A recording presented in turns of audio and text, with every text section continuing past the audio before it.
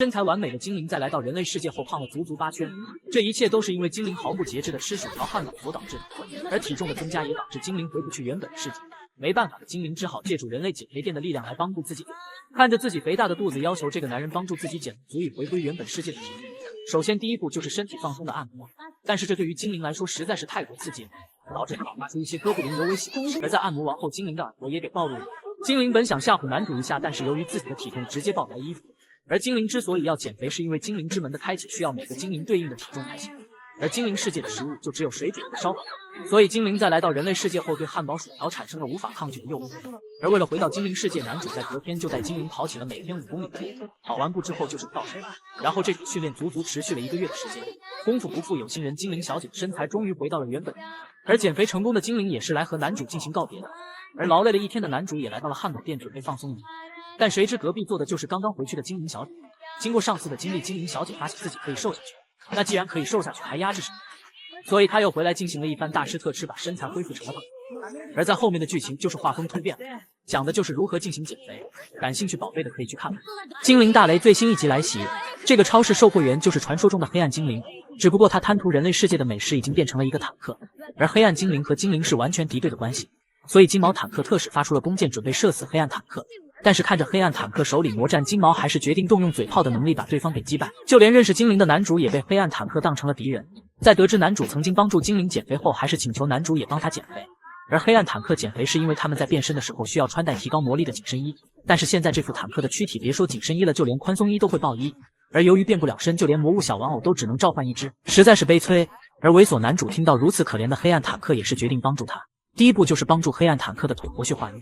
不知什么原因，男主在发力的一瞬间，黑暗坦克就叫了起来。男主越发力，黑暗坦克叫的就越大声。看着把自己按疼的男主，也是决定奖励他一番。就在迈出一步的时候，黑暗坦克突然感觉到自己的腿居然变轻了。男主的这个能力看得我着实是眼馋。意识到自己误会男主的黑暗坦克瞬间就温柔了下来。而男主也给他制定了一个计划，那就是每天在超市里做100个蹲起，100个俯卧撑，每天跑5公里。就在黑暗坦克做得正起劲的时候，他的屁股突然裂开了。还好巧不巧的被死对头给看见。就这样，黑暗坦克嘲笑精灵的肚子，精灵则是嘲笑黑暗坦克裂开的屁股，两人就这么你一言我一语的吵了半天。精灵说自己的是美人肚，黑暗坦克说自己的是可爱屁股，这可便宜了男主这小子，白白看了一出大戏。而两人看着偷窥的男主也是瞬间统一了战线，让这个老色批滚出去。第二天一早，男主在去超市的时候碰见了另一个坦克，但是这个坦克是这2天才变成的，他2天半前头上的花还没这么大，这才过了2天半，不仅花变大了，就连身材都变成了坦克。而他给出的理由也很合理，晒太阳晒多了。回到家的男主又开始了奖励自己，而下方被奖励的精灵也说出了男主白天看见的那个人正是草精灵，就和植物一样会进行光合作用，晒太阳晒得越多胖得越多，真是太可怜了。别的精灵好歹吃了点好吃的。了解到这一点的男主第2天就找到了草精灵，并把一套贝贝夹送给了对方。因为草精灵经常肩膀酸痛，男主认为是姿势不良造成的，但我不这么认为，懂得都懂。草精灵为了感谢对方，送给了男主3张桑拿士得优惠券。而桑拿室不仅热还有滚。精灵大雷最新一集震撼来袭，来到浴室的金毛坦克和黑暗坦克一言不合就展开了争吵。他说他的屁股大，他说他的肚子大，反正两人就是谁也不服谁。而浴室最减肥的地方那自然就是桑拿室。金毛对着后面黑暗坦克嘲讽到对方肯定不敢进去。望着变怂的黑暗坦克，金毛也是猜到他怕里面的鬼。为了让自己的计划得逞，金毛使出了激将法。但就在打开门的一瞬间，一股热浪扑面而来。再一看墙上的温度计，足足高达120度，这哪里是蒸桑拿？这不妥妥的蒸坦克吗？但是为了自己的减肥大计，两人还是硬着头皮走了进去。而这个头上长角的家伙就是传说中的桑拿鬼，只因这个家伙喜欢喝啤酒，一个不注意就把自己喝到了足足800斤的体重。各位就看他的上半身，应该就能看出他有多么强壮。桑拿室的片段是完全无圣光的，所以我们就跳过了。在桑拿室的时候，金毛和鬼坦克打了一个，谁坚持的时间最长就请对方吃最喜欢的东西。而鬼坦克最喜欢的就是啤酒，所以金毛把自己买薯条的钱都给鬼坦克买了啤酒。而金毛也不是一般货色，直接就对着唯一的正常人索要起了薯条。而男主也是不出意外的没抵挡住诱惑，给对方买了薯条。第2天，金毛和男主不知从哪得知了吃鱼可以减肥的消息，一大早就在鱼摊前物色了起来。而这个鱼摊的老板也不是一般鸟，是传说中的人鱼，顾名思义就是上半身是人类，下半身是鱼。而老板的双腿则是因为人类世界的伟哥，喝一口伟哥就可以保持人类状态5个钟头。而老板眼见自己的身份被拆穿，非要送金毛一口鱼子来吃，就这么被老板骗得裤衩子都不剩了。就在男主飞奔去买薯条的时候，一只狗子出现在了这里。而随着狗子的汪汪叫，下集要出场的人物也出现了。狗子们也没想到，自己只是想要获得精灵坦克手中的薯条，却被一个人类男人给按在地上摩擦。不得不说，男主真不是个人，连条狗都不放过。而狗在经过男主的折磨后，也是变成了一只兽儿小萝莉。经过了解得知，这条狗居然是传说中的莱康斯罗普，也就是传说中的狼人，是站在食物链顶端的物种。我就想说，这个坦克般的家伙真的是食物链顶端吗？而狗之所以运动，也是因想要减肥，因为人类供奉的食物实在是太多，如果不吃完的话就太浪费了。所以经过2天半的时间，终于把体重升级为了坦克级。为了帮助狗进行减肥，男主也是出了一个很好的主意，让俩人躺在草地上做运动，想去的兄弟抓紧一点，要不就跑了。而这家伙说是狼人，但是习性和狗没什么区别，让他握手就握手，左手右手坐下。由于长时间的供奉，导致这家伙对人有很强的服从性，就算让他拜托也没有任何问题。最终狗还是没有抵挡过自己的本性，对着男主发出了拜托的请求。看着破防的小狗精灵塔克还是没有放过对方，反而是发挥出了毒蛇属性，直接就让狗子爆发了出来。信心满满的精灵只用了不到2秒半的时间就被狗给装进了麻袋里。为了更好的帮助几人减肥，男主索性把所有物种都聚集到了游泳池，其他人倒还好，就是这个人鱼居然不会游泳，真是不知道他是怎么活下来的。还有草精灵，由于吸收了大量的水分，导致变得更肥了。而狗天生就会游泳，为了表现一下，狗直接就跳进水里游了起来。只是这速度实在是有一点快，不认真的看的话，甚至看不到洞。就在几人努力锻炼的时候，旁边来了个男主的熟人，在经过仔细了解后，得知认错人了，这居然是一个传说中的猪人。但是我感觉这个身材对于猪人来说实在是有点瘦。而经过猪人的告知，得知他如此瘦的原因，就是因为自己天天游泳才获得了如此完美的坦克身材。其他人听到此话后，也是更卖力的游了起来。但是好景不长，2天半后，猪人就来到了店里。此时他的身材已经成为了最重的那一个，而原因就是游泳馆因为装潢而关闭了。精灵看着如此可怜的猪人，立马就要带他去吃薯条。真是一个大好人，知道吃可以缓解焦虑，做梦也没想到，身为黑暗精灵的自己，有一天居然会被一个小屁孩给疯狂的肘击屁股。被肘击完的黑暗精灵生无可恋的趴在了灼热的地板上，但就是这么凶的一个小屁孩，却被头生双脚的女人给把控的死死的。无论小屁孩怎么挣扎，都逃脱不了双脚女的魔掌。这个小屁孩仗着自己的强大武力，在这个公园可以说是为所欲为，只要是不交保护费的小孩都会被他给赶出去。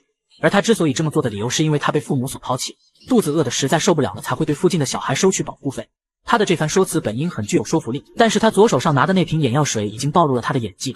这么明显的演技，双脚女还是选择了相信，只因双脚女是传说中的鬼怪一族，鬼怪向来喜欢小孩子，就是不知道这个喜欢是喜欢吃还是什么了。看着如此可怜的小女孩，双脚女当即就要作为妈妈来抚养她长大。记的问题还有一个破绽，那就是如果真饿得受不了了，那么脸不可能是那样胖嘟嘟的招人喜欢。被识破伪装的小女孩也是不再忍耐，直接一个9天雷霆双脚蹬就从双脚女的怀中翻了出来。完美落地的小女孩还在口出狂言，要让几人好看，但是下一秒一根飞剑嗖的射了过来。原来小女孩的真实身份是双抠脖，虽然外表是一个小孩子，但是实际的年龄没准比你爷爷还大。望着识破自己身份的坦克精灵，直接化身为了毒蛇来攻击对方的肚子。这下老实了，小女孩自己钻进了轮胎里，等着精灵的蹂躏。而小女孩之所以胖，还是因为人类的供奉导致自己无节制的进食才长得这么胖。男主看着可怜的小女孩，当即决定把她纳入后宫的一员。首先第一步就是督促几人减肥，通过大幅度活动舌头和嘴巴来刺激脸部周围的肌肉，虽然会有骨骼上的特别差异，但还是能达到瘦脸的效果。另外就是脸部的滴了按摩也很有效，就跟拉手风琴一样，拉自己脸就可以达到瘦脸效果。小女孩就这么被男主给征服了。时间来到几天后，再次出现的小女孩正在吃着薯片，而她的脸通过这几天的努力已经瘦回了原样。双脚女看着瘦下来的小女孩，那更是按耐不住心中的激动了。还好在最后一刻她还是忍了下来。而家里的精灵因为毫不节制的吃薯条，体重一直瘦不下去。为了精灵的减肥成功，男主决定从根源上解决问题，把精灵的薯条来源全部给它断掉。听到这话的精灵那肯定是不能干，索性抱住男主求起了情，但是他的手在游走间捏到了男主的大肚。身为众女的减肥领袖，男主肯定忍受不了这样的事发生在自己身上。为了能顺利减下去，每天要跑5公里，100个俯卧撑，100个仰卧起坐，但是上称1两马上就200斤了。而这一切都是眼前这个御魔的杰作。御魔是以其他人发出的欲望为主食的种族，通过魔法让人类陷入催眠状态，强行激发他的食欲，逼他大吃特吃，然后御魔就可以吃掉由人类散发出来的欲望了。但是精灵双人族已经来了，所以小小御魔不足为惧，牛逼！敌人还在旁边虎视眈眈的看着这两人就开始撕了起来。经过一阵打斗，两人终于是决定先救男主了。但是黑精灵由于刚才的打斗再加上他的坦克身材，再动一下内裤就会爆掉，所以营救男主的任务只能交给精灵。鸡毛精灵就这么被三言两语给控制了精神，不仅要控制对方的精神，还要给对方换一身自己所喜欢的粉色猛男装。此时一旁的黑精灵终于是看不下去，直接一发远程魔法，使自己的胖次破裂的同时把敌人的魔法给解除掉了。随后金毛精灵补了几发弓箭，把敌人的衣服也给爆掉了。为了更好的督促几人减肥，男主决定把众人都聚集到自己家来进行监视。我怎么都没想到，这个男性人类的床底下居然有一个骷髅头，而且还好巧不巧的被自己给掏了出来。随着狗的不断工作，骷髅头终于露出了本来面目，居然是一只浑身散发黑气的古王。就在几人互相指责的时候，骷髅的手突然动了起来，随着时间的推移，整个身体都给冻起来。古王苏醒的第一件事就是感谢狗小姐，如果不是狗小姐收集骷髅碎片，他也活不过来。而这只骷髅的诞生也是元素过多。骷髅本来是王国的御用魔法师，结果却因为太胖被判了个叛国罪，遭到了处死。后来因为怨念太大，以骷髅怪的形态再次复活。就当他在迷宫闲逛的时候，突然一道光线把他传送到了这个世界，而来到这个世界的一瞬间就被卡车给撞了，导致自己的骷髅碎片飞满了天空。身不由己的他再次被迫转生到了异世界，也就是现在这个世界。而骷髅的形态很是乐观，还想着享受人生。然而他的骷髅身体没法享受，但这不是问题。随着蓝光的冒出，骷髅小姐变成了一个透视人，而骷髅的后背由于太胖导致他站不直。这就轮到男主出场了。经过男主的减肥大法运作后，骷髅的身材成功瘦到了美女级别。而他的愿望完成后，由于没有了信念支撑，导致他刚刚组建好的身体又散架了。但谁也没想到的是，经过男主的毒鸡汤洗礼，骷髅又活了过来，实在是逆天。第二天一早，三人就开始了冬日的晨跑。但是在跑步过程中，老爹突然调出了自己的法宝——风干的蜥蜴干。然而男主这个弱鸡对爬虫类那是畏惧的不行，连看都做不到，更别说碰。就在几人打闹的时候，突然发现地上有个被风雪淹没的，带回家一看，居然是传说中的多拉贡。这条龙也是因为吃和牛吃的变成了一条肥龙。他之所以昏倒在雪地上，是因为晨跑，跑着跑着给睡着了。而老爹深知龙族会收集一大堆的宝贝，为了获得肥龙的宝贝，两人把男主推荐给了对方。为了不让男主害怕，还特意把肥龙的尾巴给伪装了起来。但是运动的时候避免不了抖，男主被吓昏了过去。但是肥龙只要按照男主的运动，就一定能成功。肥龙为了感谢两人，把自己刻意收藏的 QQ 糖全给了老爹俩。精灵小姐怎么都没想到，自己随便找了家汉堡店就中了大奖，只因精灵小姐是本店的第1万位客人，因此获赠了1年份的免费薯条卷。看着天降馅饼的事情，两人当然没有拒绝的道理，当即就先来了10份，准备开胃。然而事情真的有那么简单吗？2天半后再次出现的两人已经变成了300斤的坦克，就连主张减肥的人类男主都变成了250斤的小男孩。黑暗精灵看着男主手中的薯条，也是发现了问题所在。薯条上残留着微弱的魔力痕迹，而能对食物投放魔力的家伙只有萨提洛斯那个以欲望为食的家伙。而金毛精灵对魔法具有免疫力，他变成这么胖纯粹就是抵挡不住薯条的诱惑。而事实也正如两人所想，薯条被萨提罗斯给下了魔法。说曹操，曹操就到。一脸傲娇的萨提洛斯看着300斤的金毛精灵，直接说出了自己的复仇计划，就是为了让金毛精灵胖的把衣服撑破，然后再让男主来一次大饱眼福，才能解他心头之恨。而这个计划的名称就是超胖死你计划。而事实也正如萨提洛斯所预想的发展，只是金毛并没有什么反应。男主一激动，不小心把小头露了出来，就这样萨提洛斯再次不战而逃。画面一转，众人来到了拳击馆。男主经过拳击馆的修炼，身材已经恢复了原样，并且给几人开发了一款新型的瘦身拳击，玩法就是不能击中对手，这样一来就会很耗费体力。精灵和人鱼和猪妹都顺利完成了训练，而此时旁边的双脚鬼已经迫不及待了。双脚鬼这庞大的体型，如果不小心给男主来一下，那酸爽想都不敢想。为了自己的小命着想，男主也是放弃了和双脚鬼的训练，而其他人就跟不敢了，所以双脚鬼的训练就此终结。下一秒，一个体型比双脚鬼还大的家伙走了过来，而来人的身份也不简单，是头生单脚的独角巨人。而独角巨人的遭遇也和双脚鬼一样没人陪练，所以两人凑一对真是再好不过了。但唯一的问题就是双脚鬼严格来说也算是巨人族的分支，而巨人族对力量的比拼那是不达目的誓不罢休。随着哨声的响起，两人开始了友好的交流训练。男人怎么也没想到，自己简简单单开办一场瑜伽课，居然能看见各种卧龙凤雏大显神通。事情起因还要从重魔物减肥开始，为了能把形体瘦成一道闪电，男人开办了一场热瑜伽。然而女人们却以为要蒸桑拿，所以男人也是看见了白花花的影片。经过长时间的拉锯战，女人们终于穿上了衣服。这18人和一狗都已经准备就绪。首先的动作训练从修炼姿势练起，只要做满7781天就能修炼成仙。第二个动作是就是仰卧的扭转姿势，只要坚持3746天就能把身体技能提升到巅峰。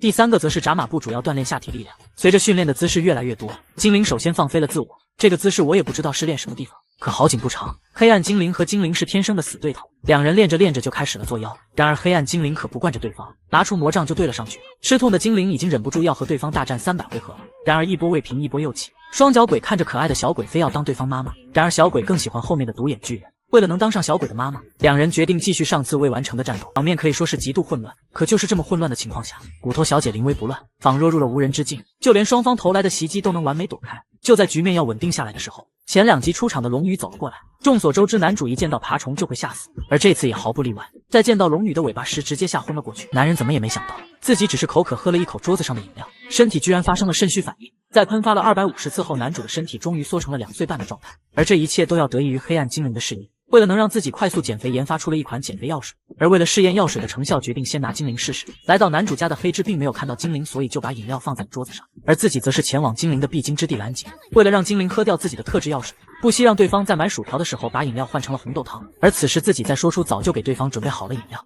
四肢发达的精灵在听到新品饮料后，也是开开心心的赶回了家。此时家中的人类已经缩成了2岁半的状态。黑暗精灵作为始作俑者，已经快要吓死了。还好头脑简单的精灵经过一阵分析，猜出了犯人就是萨提洛斯那个厨师怪。真是一场酣畅淋漓的猜测，黑暗精灵也暂时逃过了一劫。但为了不让自己暴露，还是要把饮料进行回收。就在他要成功的时候，被精灵给叫了回来，要一起去给2岁半的男主买衣服。回收饮料的计划只能暂时延后。嗖的一下，男主的小衣服就穿在了身上。这个形态的男主还真是萌萌哒，下一秒致力于做妈妈的双脚鬼就出现在了门口，男主差点就被2座山峰给挤得窒息而死。还好精灵及时说出了男主的身份，可就算得知这个小孩是人类，也没放弃当对方妈妈的想法。而双脚鬼来此的目的是为了学习料理，而这就给了黑之机会，只要把众人知道厨房去不就好。可想法很美好，现实很残酷。嗖的一下，黑之也被带到了厨房，美名其曰是为了帮助2岁半的男主做饭。就在2人学得正认真的时候，黑之转身就想跑，可下一秒一个沙包大的拳头就出现在了他的眼前。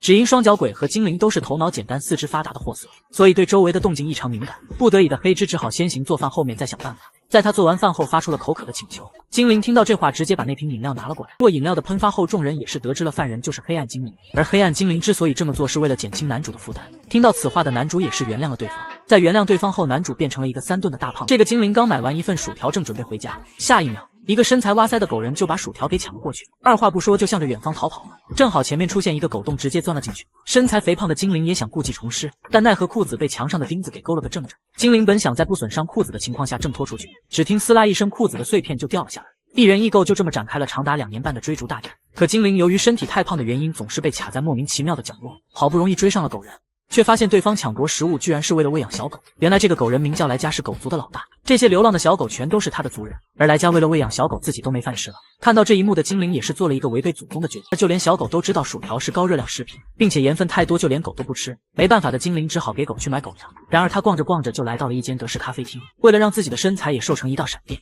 精灵决定以后不吃薯条，改成喝咖啡。众所周知，德式咖啡苦的不是人喝的，而精灵也不例外，要死。